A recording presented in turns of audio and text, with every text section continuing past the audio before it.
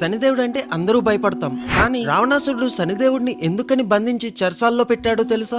రావణాసురుడు వేదాల్లోనే కాదు, జ్యోతిష్యంలో కూడా నిపుణుడు. రావణాసురుడు కొడుకైన మేఘనాథుడు జన్మించే సమయానికి గ్రహాలన్నీ ఉచ్చ స్థానంలో ఉండాలనే ఉద్దేశంతో అన్ని గ్రహాలని 11వ స్థానంకి వెళ్ళమని ఆదేశిస్తాడు. రావణాసురుడికి భయపడి అన్ని గ్రహాలు 11వ స్థానంకి వెళ్లి నిలుస్తాయి. కానీ ఒక్క శనిదేవుడు మాత్రం రావణాసురుడు మాటలు పట్టించుకోకుండా 12వ స్థానంకి వెళ్తాడు. దాంతో కోపగించిన రావణాసురుడు శనిదేవుడితో యుద్ధం చేసి ఓడించి బంధించి లంకా నగరంలో ఉన్న చెరసాల్లో సంకెళ్లతో కట్టిపడేస్తాడు. అలా వేల ఏళ్లు చెరసాల్లోనే ఉండిపోతాడు శనిదేవుడు. మళ్ళీ సీతమ్మని వెతుక్కుంటూ హనుమంతుడు లంకకి వచ్చినప్పుడు సంకెళ్లతో బంధించి ఉన్న శనిదేవుడిని చూసి ఆ సంకెళ్లు తెంపి శనిదేవుడిని విడిపిస్తాడు. దాంతో శనిదేవుడు హనుమంతుడు భక్తులు ఎవ్వరికీ శని ప్రభావం చూపించను అని హనుమంతుడికి మాట ఇస్తాడు. ఇంకా అప్పటి నుంచి హనుమంతుడు రావణాసురుడిని పట్టి పీడించి రావణుడు లంకను దహనం చేసి ఆఖరికి రావణాసురుడు పతనంకి ముఖ్య కారకుడు అవుతాడు. అందుకనే అందరూ చెప్పండి, జై బజరంగబలి.